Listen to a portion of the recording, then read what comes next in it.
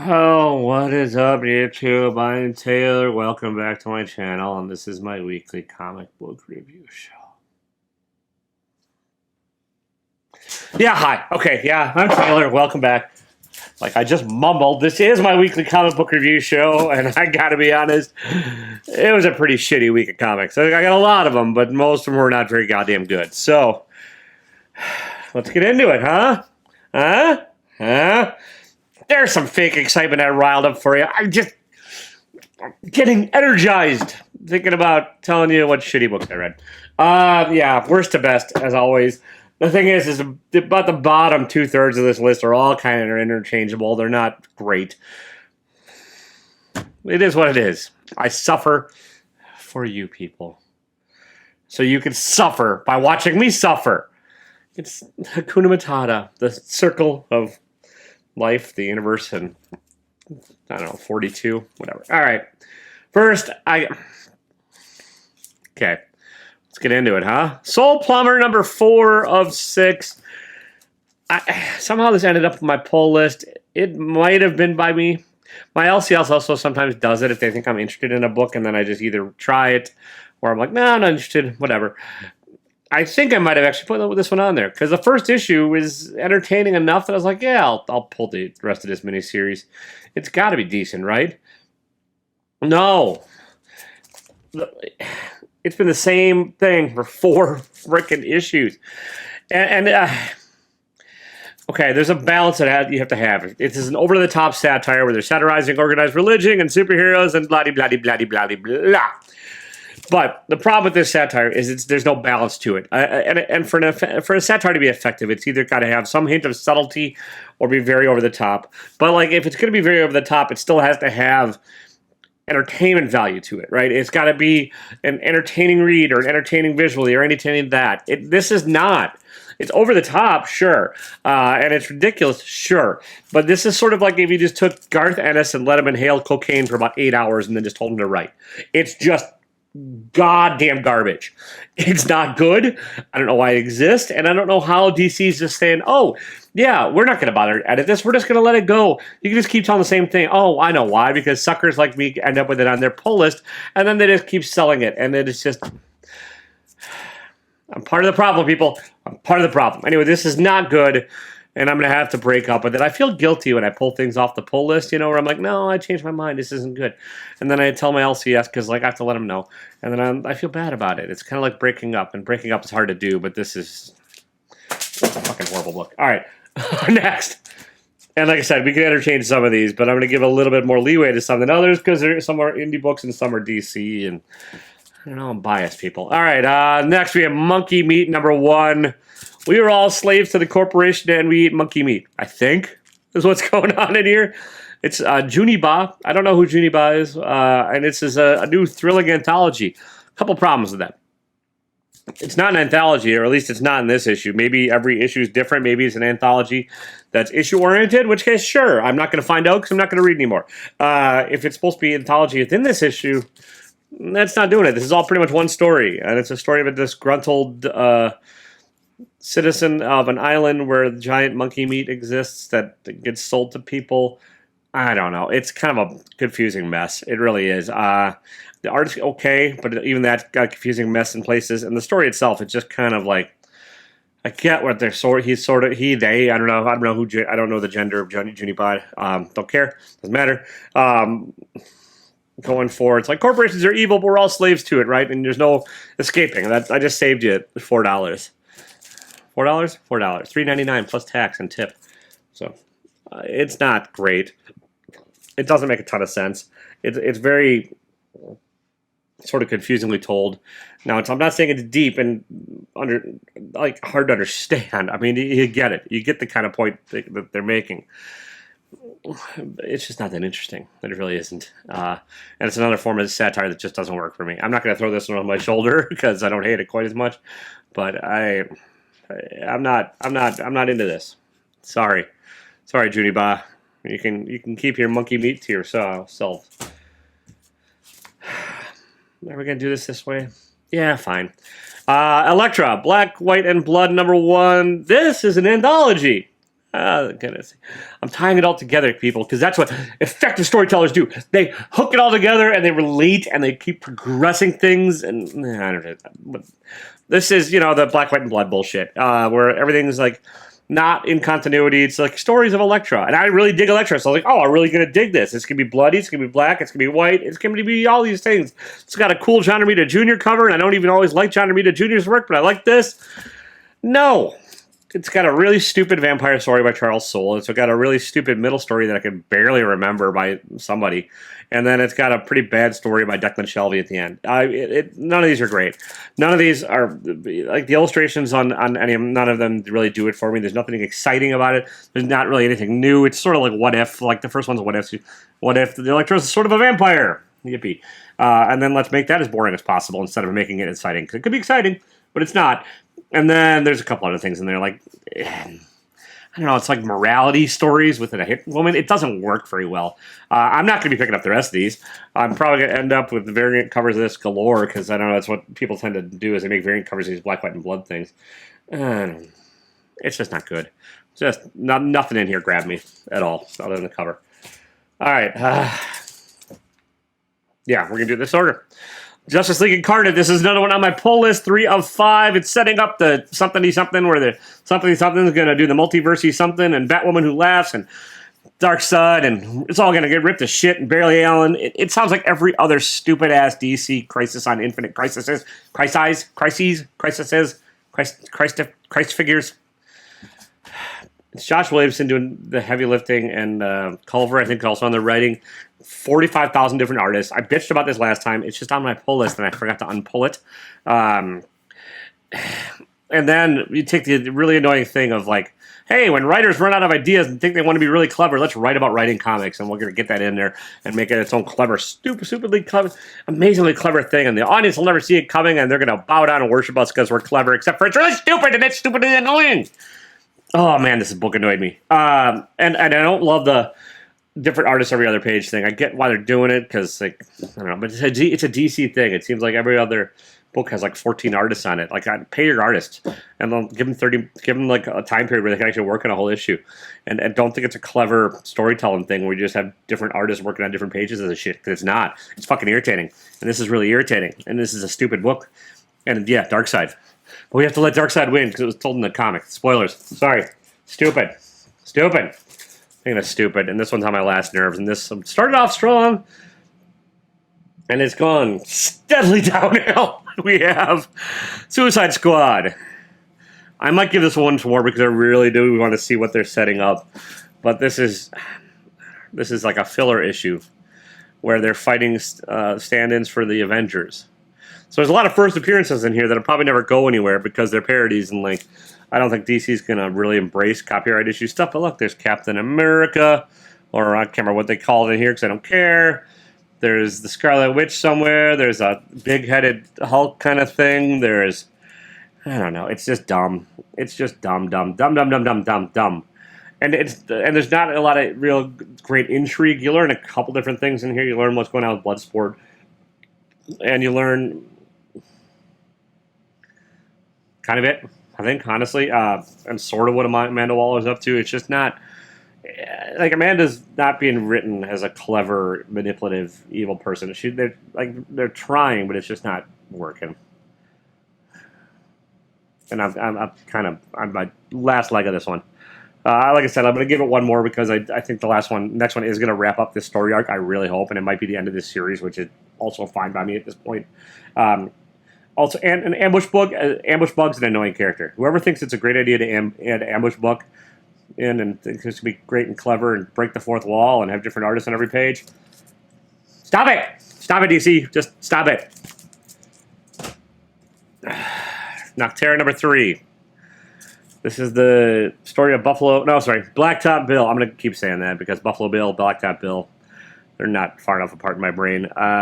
This is a one-shot in the Nocterra universe. I think maybe it's a 1 or 2 shot. I don't know. Whatever. It's supposed to be the background story of Blacktop Bill, but it's sort of not even that. It's just kind of like Blacktop Bill's a mythical badass, and we're gonna meander around for about an issue. I really do like Dennis Cohen's art on this. That's why it's higher on the list than some of these others. But this is not a great thing. You don't need this. It's not going to add anything to the story. It's going to probably subtract from the main story a bit. You're going to read this and be like, well, that's not that badass. That's kind of stupid. So, why does it exist? I don't know. I really don't. I don't know. These are going to be quick reviews tonight, people. Probably because I'm cranky, but mostly because the comics aren't great. So, all right, let's take Batman sort of out of his element, have his cohorts get accused of something that they didn't obviously do, and then have him fight a new villain. I was expecting a lot more to Josh Williamson when he took over this, and I'm probably going to give it a little while longer, but like Batman's on my last legs too. It's just kind of, the new villains, nothing great, and you leave at the end of a cliffhanger, which is like, oh my god, that's probably happened about 1,000 times before in Batman's past, or something along those lines. It's a little bit of a throwback, maybe on purpose. It's just not that interestingly done, honestly. And the art is by Molina's okay, but there's another artist in there. And then there's a backup story with the Gotham Academy adventure. I don't know. I don't know what the Gotham Academy is. I don't really care. It's a young kid doing young kid stuff. Pretend they're Robin. It's fine. Fine. Wait, fine. Okay, you know when writers think they're very clever, and they're like, we're going to do the dumbest thing possible and like get the audience to buy it, and like we're just going to troll for 20 issues, and we're going to like see how long we can keep trolling the readers and just kind of mock the readership gently, but not too much. We want people to still buy our stuff and want them to think we're really clever. We want them to think, yeah, I'm a badass writer. I'm the bad boy of comics. I'm writing Thor. I'm the bad boy. I'm Donny Cates, and I just made the stupidest villain ever in this book. But I think it's trolling. I think this entire Thor run has been trolling. I really do. I think it's kind of mocking what Jason Aaron's done, which is fine. I get it. And then the whole thing is just like one big troll fest of like, you're breaking down, quote unquote, breaking down Thor to his elements and, you know, why he's always sad, and to get to Donald Blake as a separate thing, get daddy issues with Odin. You repeat that enough times, and it just kind of gets really old, and then you throw in something at the end, you're like, oh, that's going to make people think I'm the smartest bastard ever. It's pretty stupid. It's the spec book of the week, apparently, but, like, honestly, don't waste your damn money. I'm going to read Thor because I can't help it. Thor's one of my favorite characters. I'm a sucker that'll buy it no matter who's doing it, and that's kind of what I'm feeling like. I'm feeling like the sucker that'll buy it no matter who's doing it right now. Thor started off great. It's been fizzling, and this is still another fizzle. All right, The Fourth Man. This is a weird one. Indie book. Well, nothing's really indie anymore. AWAF shot. This is number one. Who is it? Wrote it. Jeff McComsey, and art by Mike Diodato Jr. This is Mike Diodato Jr.'s art as his most Diodato Jr.-ish. That does not roll off the tongue, but you know, he uses photo reference to make this stuff, and here it's like wearing it on his sleeve, and it's like, yeah, we're going to have Paul Giamatti. Yeah, we're going to have James Caan. Yeah, we're going to have Ed Harris, and we're just going to, like, blatantly do it. We're going to have their likenesses, and then there's a Hitman thing with a bit of a story, kind of, not much, and then I guess it ties to rival car dealerships, used car dealerships. It's not very clear. It's interesting enough. It's issue 1 of 4. I might give this one maybe, possibly one more issue. It's just because, I don't know, it's not as bad as some of the other shit that came out this week. I kind of didn't hate it. I'm kind of interested in seeing where it's going, and I got a feeling it might end up over the top and stuff in a possibly a fun way. But it could also go horribly wrong. I'm at a crossroads at this one, so it's not going on my pull list, but if like LCS has a copy next month, I'm going to flip through it. We'll see. It might get a second date with me. All right, we're getting a little better, sort of. The cover kind of gives away the story here, or at least the title. This is the Garth Ennis' final thing, Marjorie Finnegan, Temple World Criminal. It's a Garth Ennis book. It doesn't have the most clever wrap-up. It has a wrap-up that's semi-predictable. And then it has like what I'm sure Garth is thinking is a clever twist. It's not as over the top as like he can be. It does have over the top stuff. It's very anti-religion. It's very anti a lot of stuff and poking fun at everything, which is what Garth does. So if you like Garth, you're gonna like this mostly. It's just not. It's sort of like a tepid Garth. which is okay, honestly. The story itself is not horrible. It's just kind of like the wrap up is kind of like a shrug. It's like, okay, that's how it ended. All right, I got it. Like again, this is one actually had a fairly strong start, and then it's just kind of meandered, and now has a all right, that's an ending, and that's kind of been how everything's been going lately. I just like sticking the landing is tough. I get it. Having a great ending to a story is probably very difficult, but instead we just get mediocre endings to mediocre shit. And that's where we're at in life. Yay, 2022. Yay. Oh, yeah, this is, what's today's date? Doesn't matter, does it? January 5th, 2022. All right, we're getting better. We're getting better. I promise. I promise. We have, what's this? Dark Knights of Steel, number 3 of 12. Tom Taylor, art by Putri. I can't remember her first name. The art is great. It's painted. It looks painted. It's probably digitally, but, like, doesn't matter. It looks fantastic. This is the, what if DC took place in the Middle Ages and there's separate kingdoms and there's intrigue and none of these kingdoms trust each other, but it's all the same familiar people. It's Tom Taylor. On Marvel, he's doing the Dark Ages thing. On DC, he's doing the Dark Knights of Steel. It's just him playing around in like What If or Elseworlds or whatever you want to call it, depending on the property. And this is great. It's clever. It's fine. It's actually pretty interesting. I don't tend to remember exactly what happens from month to month on this title, which is part of the problem. And this one is going on my I will read it when it's all finished list because it's a 12-issue maxi, and like I just can't keep getting sucked into these by DC. It's just much more efficient and cheaper and makes me happier, and I think it's better from a storytelling perspective for a lot of these. And this one I think is going to be included as I just read it at the end. So I'm going to read it at the end. It's not going to... This isn't going to change any worlds or anything. It's not going to be... earth-shattering, I'm sure, but I hope it's a fun story so far. I know I'm just cranky because I get cranky when there's bad comics, and this is not a bad comic, but it's also not one that's like really set up for a monthly very well.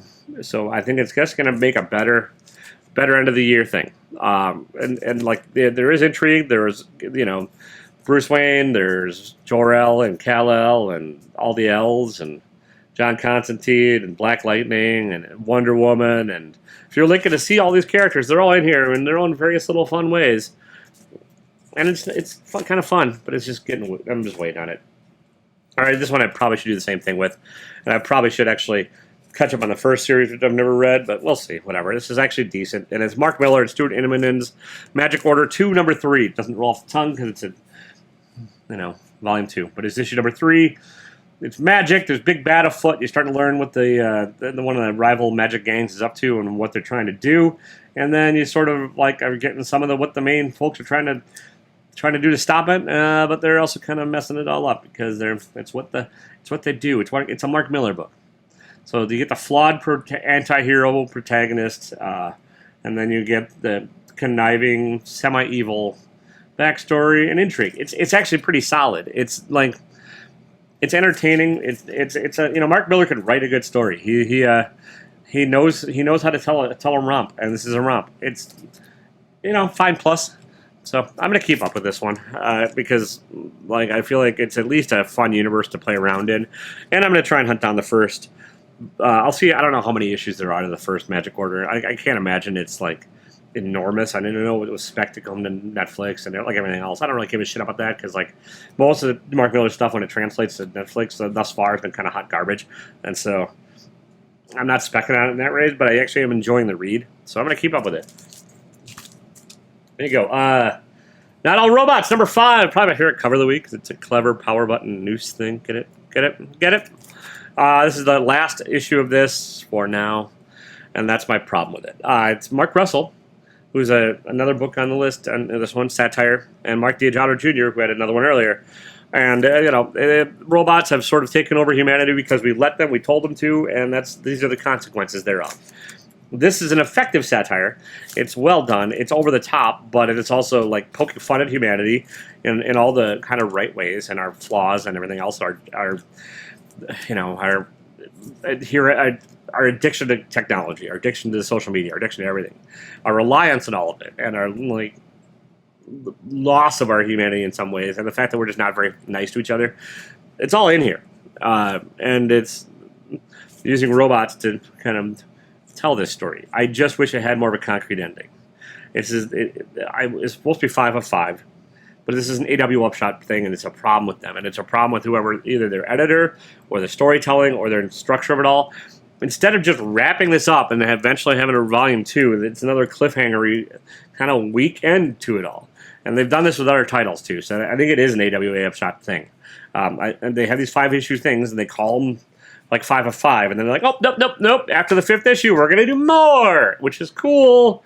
But you got to make sure that 5th issue really sticks the landing. And this comes closer to sticking the landing than the other things that have wrapped up this week, but it still wasn't like a true like ending I was hoping for. It's not bad.